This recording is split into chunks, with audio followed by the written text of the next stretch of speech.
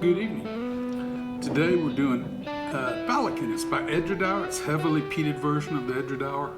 I've done the Edredauer tin.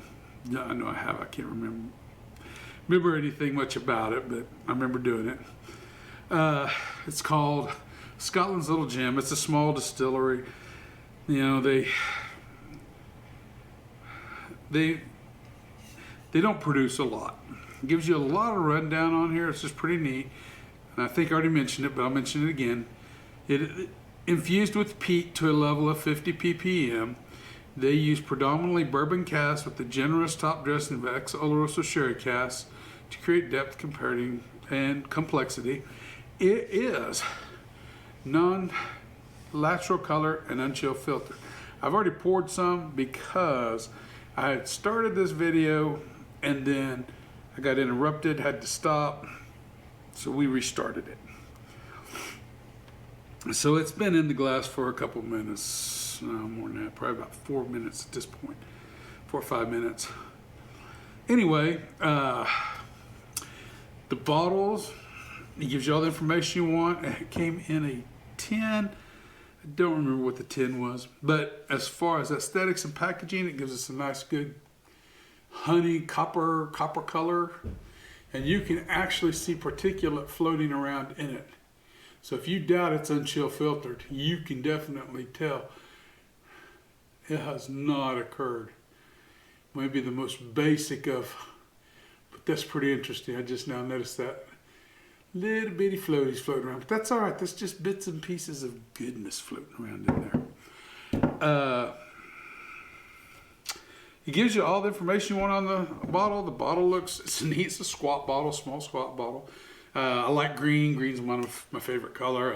So the greens and the whites and the gold outline. I like the bottle. Aesthetically, between that and if we look at the legs, and I've already done this a couple times, obviously, in the past at least, we got a nice low start to a build. It's rather interesting. I got water spots on the glass. Huh. On the outside too, huh? I didn't realize I had water spots on the glass. Sorry about that, guys.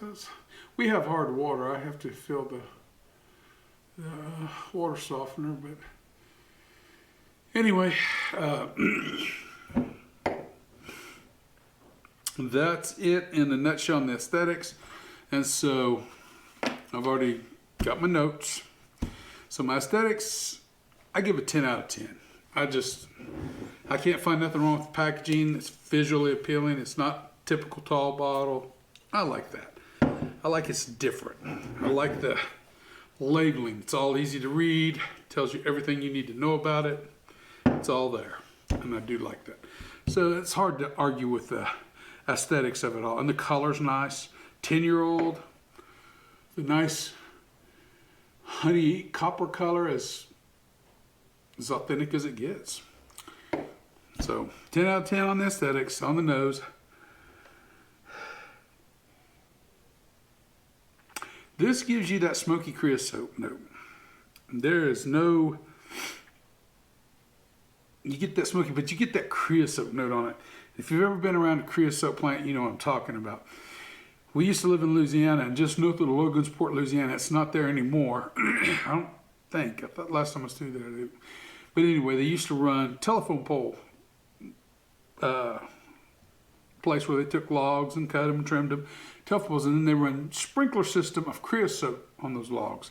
You could smell it at my wife's grandmother's place, and she lived 5-6 miles north of there. But when you got a south breeze, strong south breeze coming through them pines, you could smell it on occasion. When you drove by it, you definitely smelled it. And that's that creosote note. Get a little honey, of course. Sage. That has got a nice sage note. And it's got more like there's a little bit of citrus, grapefruit pith maybe. And it's more that bitter citrus on the outside, more like a grapefruit than anything else.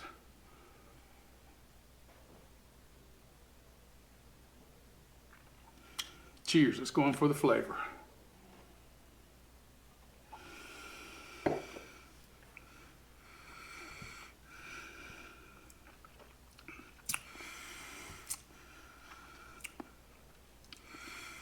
little cinnamony tingle up front.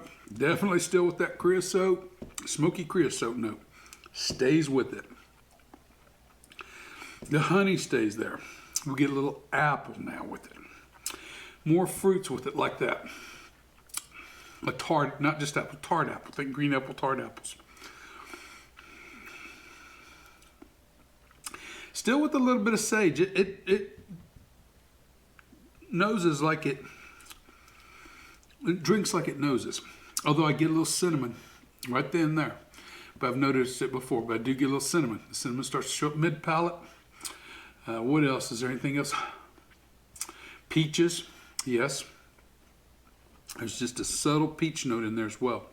Fresh peaches, not dried or anything like that. A little bit of a fresh peach note goes along with it. Surprisingly, the citrus I get in the nose really doesn't follow through in the palate. And I enjoy it.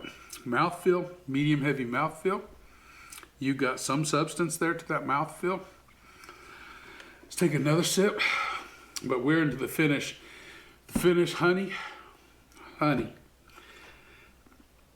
It just sticks with it. And there's a tartness in that finish. I don't know what to say the tartness is from. I wouldn't really say grapefruit or peaches or anything like that, but there's like a tartness to it that comes along with that honey note. And it trails off to the end. A little cinnamon hangs around too. It's still going. It's got a really nice finish on it. Really nice finish. Did I say I didn't give a time length on the finish, but I'm going to say again, much like the mouthfeel, it's a medium to long finish. Mouthfeel was medium to heavy. It's got some viscosity to it. Finish the same way. I like it.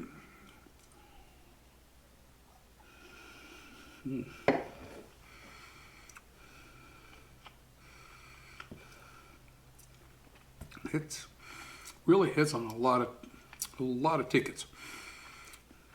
And here's the one thing with this one though that is the defining character. If you don't like that creosote smokiness, you're not going to like this one. It's just straightforward up front.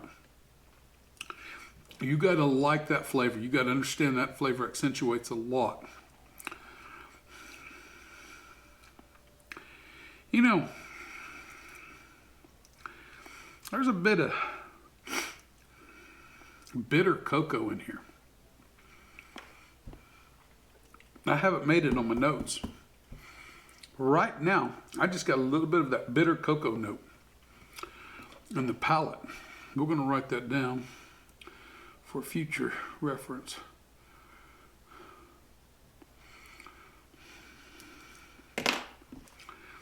But then it fades. As it fades, that peaches note comes through. It's the weirdest thing. Because now I kind of get a little bit of a fresh peach going along with it. And the honey permeates throughout. It's got a nice honey note to this one. Again, I must emphasize, you have got to like the creosote smokiness, or this is just not going to be up your alley. And that kind of pigeonholes it. This is not a scotch for everybody. This is a scotch for the people that like this. And you're not going to know unless you try it. But, and, you know, some people, they just don't bond with that. And I understand that. Not all palates are made the same. But for some of us, we really like it. So with that being said, let's go through the points. I gave everything because I've already scored it. And on the nose, I gave a 6. On the aesthetics, we'll start first with aesthetics, which I've already given as a 10. It's deserving of a 10. The nose, I gave a 16. The flavor, I gave a 16. Mouthfeel,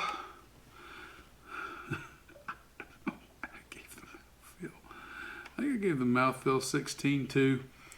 Finish is the strong part of this, because I love just the way it keeps tailing out, and that honey and that a little bit of cinnamon note. That just, along with the smokiness.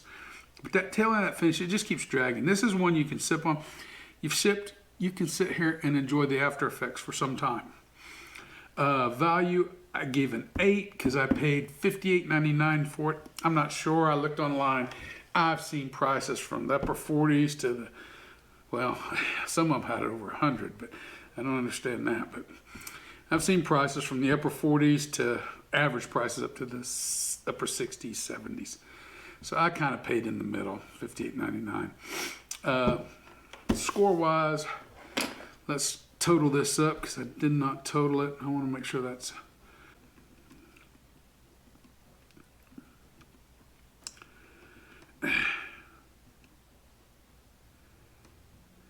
$85. Okay. So she comes in at an 85, which is a good score for a good whiskey.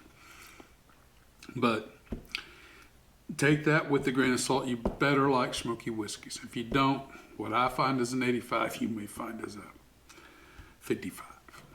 I mean, let's just be honest. With that, I think it's about covered everything I can think of with it. Remember, the spirit in the glass ain't running from you. Take your time, sip and enjoy it. You'll be better for it, as we will. Everyone have a good evening. I want to finish this because this is a dandy, in a way.